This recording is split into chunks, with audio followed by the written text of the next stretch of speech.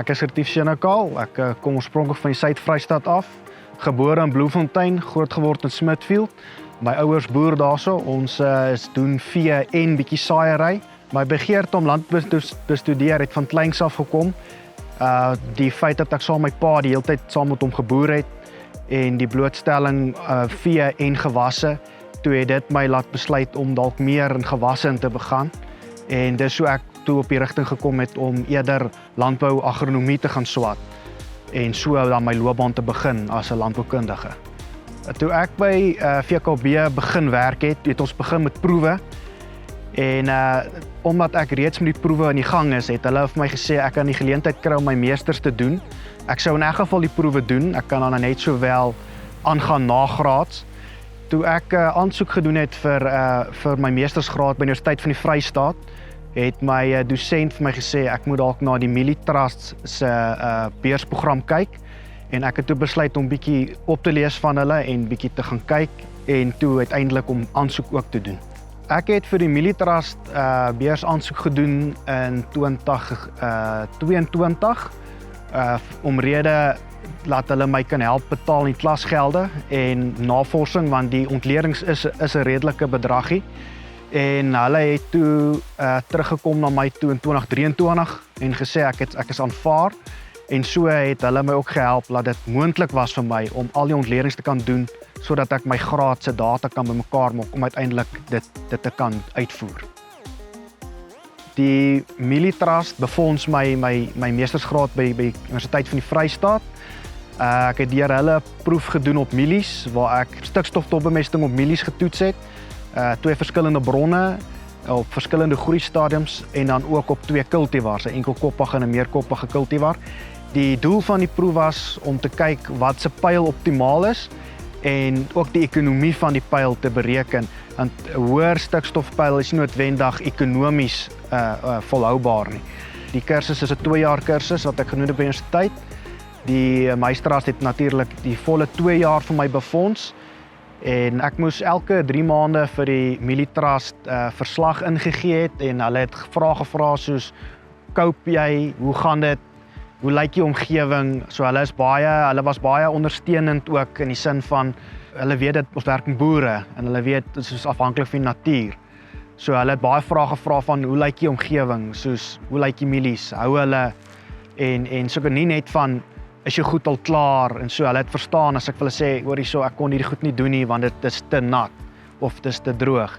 So in daardie opsig het hulle my baie ondersteun ook. Die meestersgraad het jy ook persoonlik ontwikkel in die sin van jy moet in 2 jaar, eintlik 2 seisoene, want dit is nie 2 jaar nie, moet jy genoegsame data bymekaar maak om 'n meestersgraad te kan doen, so dit forceer jou om akkuraat te werk.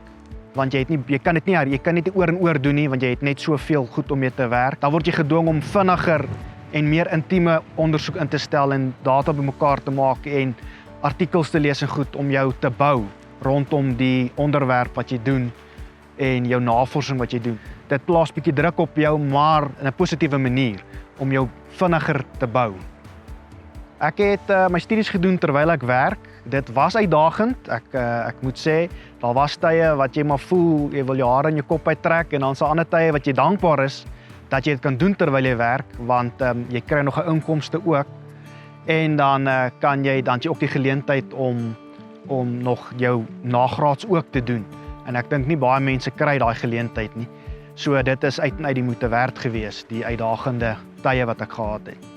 Die geleentheid wat die Mielie Trust my gegee het om my studies te kan voltooi, sal vir my deure oopmaak in die sin van dat ek ander mense kan help. Ek sal graag boere wil help, want wat ek agterkom is die kosteknyptang raak al hoe stywer en hulle voel dit en as ek net vir hulle kan advies gee of net help, laat hulle, hy het een kans om sy goed te doen. Hy het net soveel seisoene. As jy vat 'n gemiddelde ou wat begin boer, kom ons sê hy het gaan swat wat redelik baie doen, het hy 40 seisoene, dis wat hy het. Dan is dit die volgende geslag se kans. So as ek hom kon help om daai 40 seisoene optimaal te kan benut, dan sal dit bevredigend wees. Want in daai 40 seisoene gaan hy droë jare kry, hy gaan vloede kry, hy gaan alles beleef. So die bietjie wat reg is, as ons dit net kan reg bestuur, dan het ek my doelwit bereik. My droom is om met boere te werk. Ek is baie lief vir hulle. Ek het groot geword tussen hulle.